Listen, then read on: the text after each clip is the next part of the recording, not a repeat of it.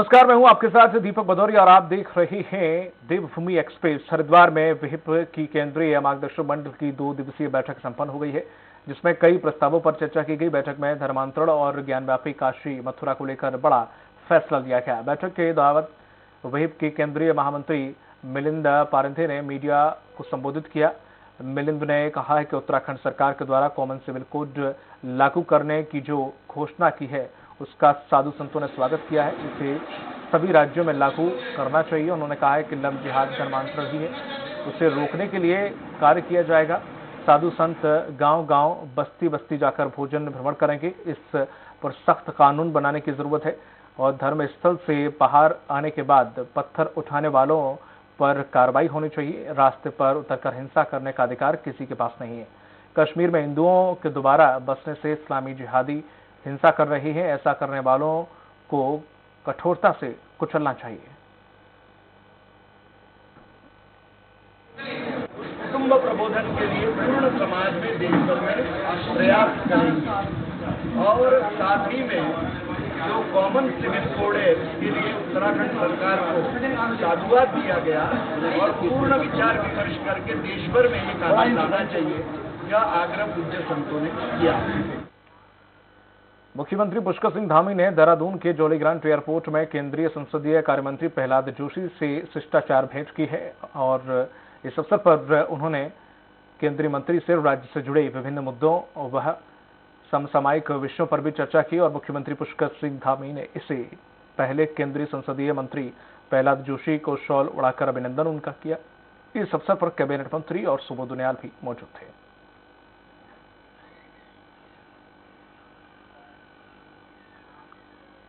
खबर देहरादून से, जहां पर मुख्यमंत्री पुष्कर सिंह धामी ने उत्तराखंड पावर कॉर्पोरेशन लिमिटेड एवं power transmission corporation of limited के कुल 13 परियोजनाओं का लोकार्पण किया। इन परियोजनाओं में 13 यूपीसीएल और 2 पिडकुल की शामिल हैं। मुख्यमंत्री ने कहा है कि आज महत्वपूर्ण परियोजनाएं जनता को समर्पित हुई हैं। उन्होंने कहा है कि उत्तराखंड में ऊर्जा के क्षेत्र में अनेक संभावनाएं हैं। उत्तराखंड को ऊर्जा प्रदेश बनाने के लिए सभी को सामूहिक प्रयास करने होंगे। इस क्षेत्र में तेजी से कार्य करने की जरूरत है। मुख्यमंत्री ने कहा है कि ऊर्जा के साथ ही अन्य क्षेत्रों में भी तेजी से काम करने होंगे।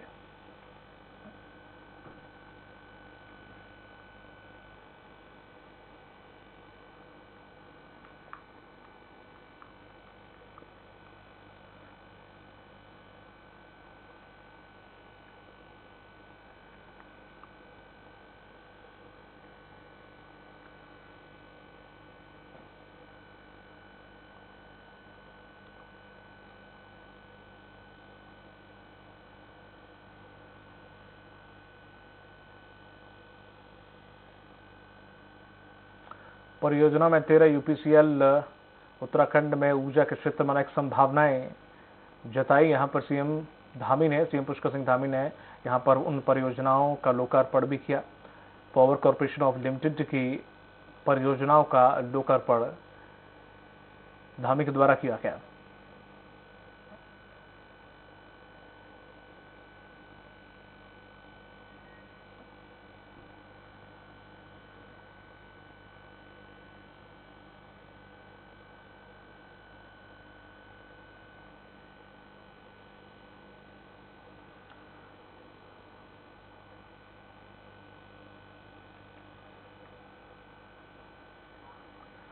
वह खबर हल्द्वानी से, जहां पर विधानसभा चुनाव 2022 में करारी शिकस्त मिलने के बाद भी कांग्रेस में अब भी कुछ ठीक ठाक नहीं चल रहा है। कांग्रेस कार्यालय स्वराज आश्रम में नव संकल्प कार्यशाला के दौरान जमकर हंगामा हो गया। कार्यशाला में कांग्रेस विधायक सुमित हृदय सहित पार्टी के कई नेता मौजूद थे। बैठक में दौरान जैसे ही मंच से कांग्रेस को मजबूत करने की बात उठी, तभी कांग्रेस से निष्कासित कार्यकर्ता उवेश राजा अपने समर्थकों के साथ बैठक में पहुंच गए। इस दौरान उनकी कांग्रेस विधायक सुमित हृदय के साथ तीखी नोकझोंक हुई और बहस होने लगी। बहस इतनी बढ़ गई कि कांग्रेस विधायक सुमित हृदय और उवेश राजा अपने आमने सामने आके एक दूसरे के और उवेश राजा समर्थक कांग्रेस से निष्कासन पर भड़के हुए थे। लोगों की समझाइश के बाद भी वे शांत नहीं हुए और जमकर गाली गलौज करते रहे। उवेश राजा के साथ आए लोगों ने कुर्सियां तक फेंक दी, जिससे कांग्रेस की नव संकल्प कार्यशाला हंगामे की भेंट चढ़ गई। लोग जबरदस्ती बदतमीजी करने के मूड में या आपके जो है अपनी खुंदक पर्सनल भड़ास निकालने के मूड से अगर हमें यहाँ से निकालना चाह रहे हैं तो इसका मतलब ये थोड़ी कि हम तुम्हारी पर्सनली बदतमीजी सह लेंगे। हम बदतमीजी नहीं सह सकते क्योंकि हम भी कहीं ना कहीं कांग्रेस से जुड़े हुए लोग हैं। बुरी परिस्थिति में कांग्रेस बनने का ढोंग करा और खुलेआम कांग्रेस पार्टी का विरोध करा, ऐसे व्यक्ति के लिए कांग्रेस के ना मंथन शिविर में जगह, न चिंतन में जगह और न किसी कांग्रेस के प्रांगण में और समारोह में जगह। और आपको बता दें कि यहाँ पर कांग्रेस विधायक सुमित हृदय के साथ तीखी नोकझोंक हुई। उवैस राजा के साथ आए लोगों ने कुर्सियां भी फेंकी। अधिक जानकारी के साथ जुड़ गए हैं कुलदीप रोतेला सहयोगी। कुलदीप, क्या पूरा मामला था और अब स्थिति क्या है? सर ये हेलो जी कुलदीप, आपकी आवाज। ये हल्द्वानी जो कांग्रेस की जो ये स्वराज में नव संकल्प कार्यशाला यहाँ चलना था, यहाँ पर कांग्रेस को मजबूत करने की बात चल रही थी और कहीं ना कहीं यहाँ पर जो था कि जितने भी कांग्रेस का जो बड़े नेता वगैरह सारे यहाँ पर पहुंचे हुए थे, इसमें क्या निष्कासित एक उवैस राजा करके यहाँ पर कांग्रेस का सदस्य थे तो वो अपने साथियों के साथ यहाँ पर आए। थोड़ी देर में वहाँ पर हल्ला गुल्ला यहाँ होने लगा और विधायक जो सुमित हृदय है उनसे इनकी कहासुनी हुई है और कहासुनी जब थोड़ी देर में इतनी बढ़ गई थी, वहाँ बवाल ज्यादा बड़ा उठा, लेकिन बीच में कई लोगों ने बीच में जाने के बाद उस मामले को शांत करवाया। ठीक है, अभी दोनों तरफ से कोई स्टेटमेंट आया है कि किसी की तरफ से कोई शिकायत वगैरह की गई है? जी अभी तक तो इस तरह का कोई स्टेटमेंट अभी नहीं आया दोनों की तरफ से। अब इसमें दोबारा यहाँ पर एक मीटिंग करके इस पूरे मामले में जो भी इनका हक लगा, जो भी होगा, जो मीडिया को इनको बताने की बात कही है उन्होंने। फिलहाल उसके बाद से जो बवाल करने के बाद से जो इनकी यहाँ पर मीटिंग थी वो तुरंत ही वहाँ से खत्म कर दी गई है और उवैस राजा को वहाँ से हटा करके मीटिंग का भी समापन कर दिया जाएगा। जानकारी के लिए शुक्रिया आपका कुलदीप। और आपको बताते कि विधानसभा चुनाव में मिली हार के बाद से अभी भी कांग्रेस के अंदर की कलह खत्म नहीं हो पाई है, जो कि इस नव संकल्प कार्यशाला में उभर कर आई। नूपुर शर्मा के विवादित बयान के बाद मुस्लिम समुदाय में भारी रोष व्याप्त है। जनपद ऊधम सिंह नगर के जसपुर में पुलिस प्रशासन ने शांति व्यवस्था को बनाए रखने के लिए मुस्लिम समुदाय के लोगों के साथ बैठक की। बैठक में किसी भी तरह के मुद्दे पर जुलूस नहीं निकालने की अपील की गई थी। उसके बावजूद भी शहर में शांति व्यवस्था भंग करने के लिए जुलूस निकाला गया। इसके बाद पुलिस प्रशासन ने एक्शन लिया और भीड़ को खदेड़ा। कुछ लड़के जुलूस निकालते हुए तहसील की तरफ जा रहे थे, उसमें से एक युवक को पुलिस ने गिरफ्तार किया है। सूचना मिली थी कि कुछ लड़के इकट्ठा होकर और जुलूस निकालते हुए तहसील की तरफ जा रहे हैं। तो इस सूचना पर हम जब वहां गए तो हमें देखते ही वो सब भाग गए। उनमें से हमने एक को पकड़ लिया था, 6-7 पूछताछ के लिए लाया गया था। तो यहाँ लाने के बाद उनके खिलाफ मुकदमा पंजीकृत करके कार्रवाई की जा रही है। वक्त मिला छोटे से ब्रेक का, जल्द होंगे हाजिर।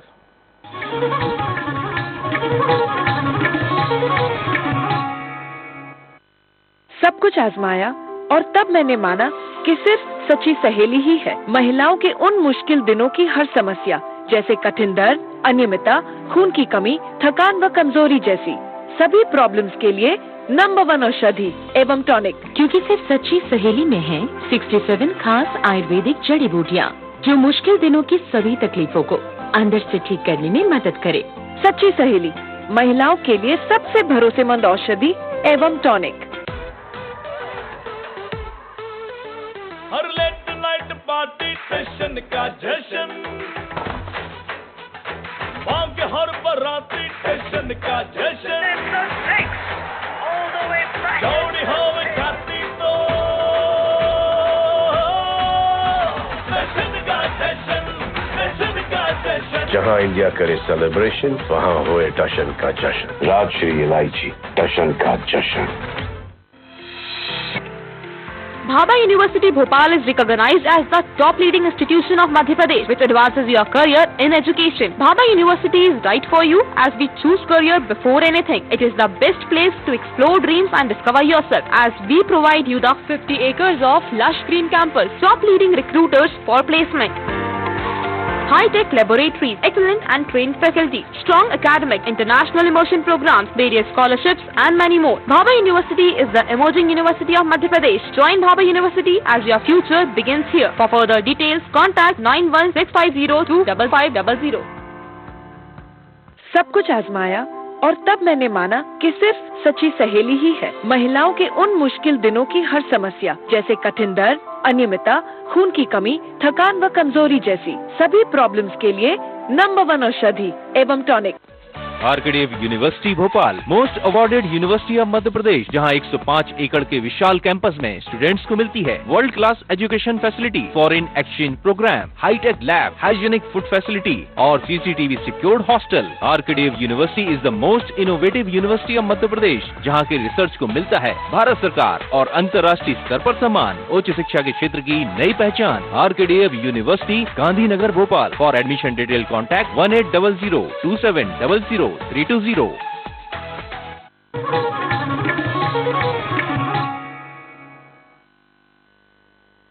ब्रेक के बाद आपका स्वागत है। रुक करते अगली खबर की ओर। रुड़की में बिजली, पानी और चकबंदी में व्याप्त भ्रष्टाचार को लेकर भारतीय किसान यूनियन के नेतृत्व में सैकड़ों किसानों ने हरिद्वार के लिए कूच किया और कलेक्टर को ज्ञापन सौंपकर जन समस्याओं को प्रमुखता से उठाया।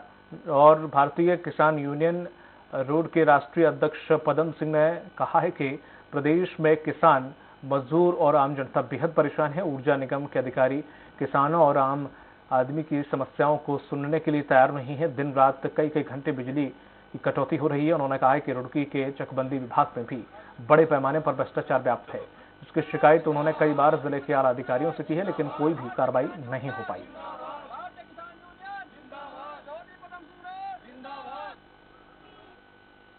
अरे बहुत मांगे किसानों की, रोज बताओ ने, एक मांगे चकबंदी किया, गन्ना परमिट किया, बिजली की बहुत समस्या है, रोस्टिंग किया, ट्रांसफार्मर सूखे पड़े उन्हें बदलने जा रहे, कनेक्शन देने जा रहे, तो ये बहुत अनेक मांग। सभी किसान हरिद्वार जा रहे हैं। हाँ भैया, हरिद्वार जा रहे हैं। रुड़की में उत्तराखंड किसान मोर्चा के नेताओं ने मोर्चा की स्थापना दिवस मनाया, जिससे में मोर्चे की नींव रखने वाले नेताओं की प्रतिमा पर माल्यार्पण करके श्रद्धांजलि दी गई। इस मौके पर बड़ी संख्या में उत्तराखंड किसान मोर्चा के नेता मौजूद रहे। मोर्चा के राष्ट्रीय अध्यक्ष गुलशन रोड ने कहा है कि प्रदेश सरकार जिस तरह से किसानों की अनदेखी कर रही है, उसके खिलाफ भी किसान एकजुट हो रहे हैं। गुलशन रोड ने कहा है कि भाजपा सरकार अपनी नाकामियों को छिपाने के लिए तरह तरह के हथकंडे अपना रही है।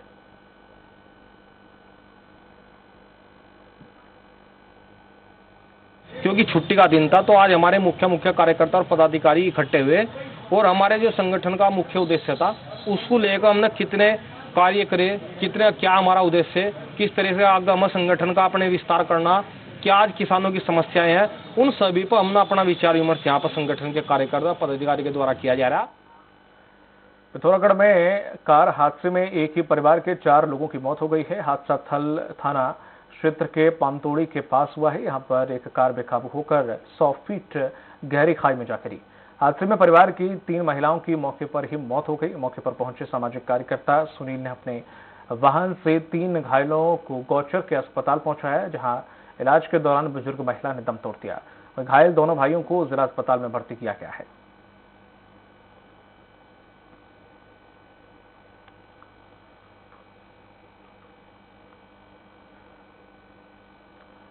और आपको बता दें कि इस हादसे में 4 लोगों की मौत हुई है। 100 फीट की गहरी खाई में ये कार गिरी। यहां पर मौके पर पहुंचे सामाजिक कार्यकर्ता सुनील ने अपने वाहन से 3 घायलों को अस्पताल पहुंचाया। इस दौरान बुजुर्ग महिला ने दम तोड़ दिया। वहीं घायल दोनों भाइयों को जिला अस्पताल में भर्ती किया गया है। अधिक जानकारी के साथ कैलाश जुड़ गए हैं। कैलाश, कितने लोग इस कार में सवार थे और क्या सभी का रेस्क्यू कर लिया गया है? पिथौरागढ़ जिले के थल DDR मोटर मार्ग में पमतोली के पास कार दुर्घटना ग्रस्त एक ही कार में 4 महिलाओं की मौत हो गई है। विकास पिथौरागढ़ जिले के थल मोटर पमतोली के पास एक वैगनार कार 100 फीट गहरी खाई में गिरी। मौके में 3 लोगों की मौत हो गई थी। एक ही अस्पताल में दम तोड़ा। आपको बता दें कि मूल निवासी पुनौली गांव अब वर्तमान में हाल निवासी हल्द्वानी रहते हैं। पूर्व शिक्षक चंद्रन सिंह भेजुड़ा अपने मूल गांव साता में पूजा करने अपने परिवार के साथ अपनी वैगनार कार चलाकर बागेश्वर की ओर जा रहे थे। थल से 9 किमी दूर कमतौली के पास दोपहर 1 बजे वाहन अंतरित होकर सड़क से कार 100 मीटर गहरी खाई में जा गिरी। कार से छट के घायल अवस्था में चंदन ने सड़क में आकर बाइक से जा रहे वाल्मीकि और युवकों से हादसे की जानकारी दी। कार में तमाम जानकारी साझा करने के लिए आपका बहुत बहुत शुक्रिया।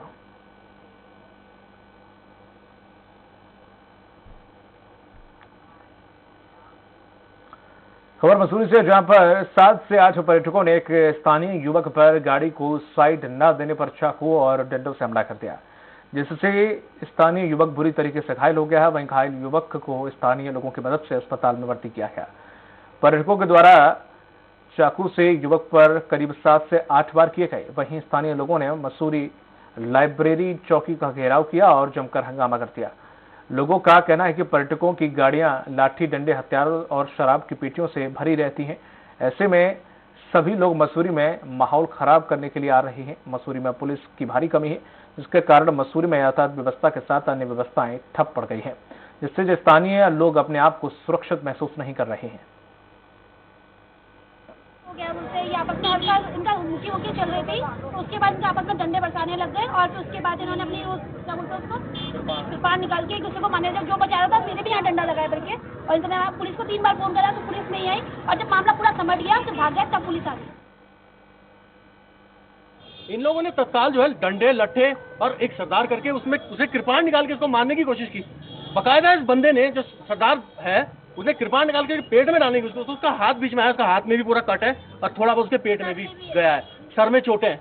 मतलब अगर वहाँ पे कोई और लोकल बंदे ना होते या ये वाकया रात का होता ना, तो बंदा खत्म था वहाँ पे, कौन देखता उसको।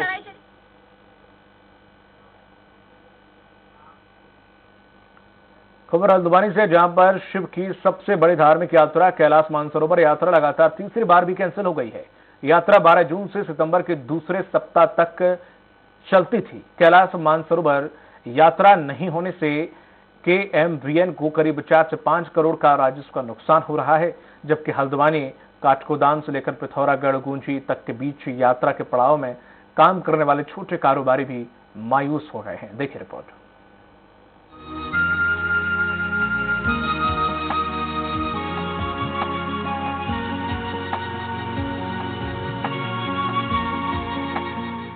लगातार तीसरे साल विश्व प्रसिद्ध कैलाश मानसरोवर यात्रा कैंसिल हो गई है। इस बार यात्रा रद्द क्यों हुई, इसकी वजह साफ नहीं है। मामला विदेश मंत्रालय से जुड़ा हुआ है। उत्तराखंड में इस बार भी बम बम भोले की गूंज ना सुनाई देगी और ना देश भर से आने वाले कैलाश मानसरोवर यात्रियों का दल दिखाई देगा। यात्रा रद्द होने से उत्तराखंड को सामाजिक, आर्थिक और सांस्कृतिक नुकसान पहुंचा है। खासकर उत्तराखंड में जो न सिर्फ देवभूमि है बल्कि विश्व प्रसिद्ध कैलाश मानसरोवर यात्रा की शुरुआत यहीं से होती है।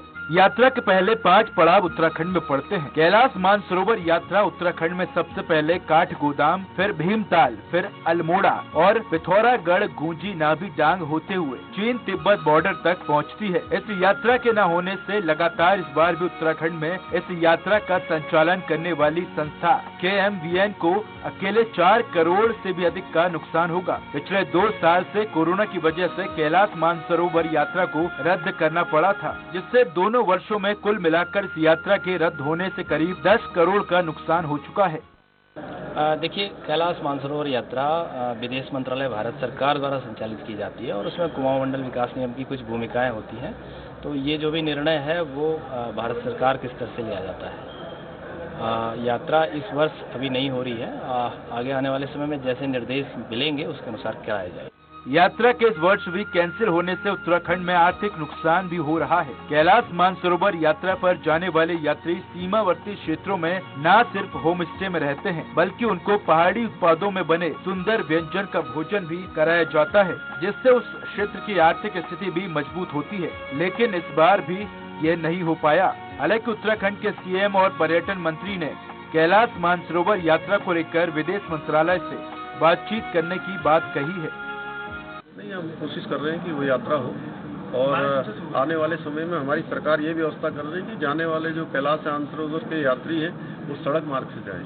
वहाँ तक सड़क बनाने पर भारत सरकार विचार कर रही है। उनसे बातचीत करके इस यात्रा को भी हम करना चाहेंगे। और हमारा एक दूसरा भी प्रयास है कि नंदा देवी पीक पर भी हमारी कोई माउंटेनियर्स जा नहीं रहे हैं, तो साल में एक बार एक दल जाए, ये हम चाहते हैं। और हम ये भी कह रहे हैं दलों से कि कोई भी अगर वहाँ गार्बेज या कूड़ा है उसको उठा करके लाएं।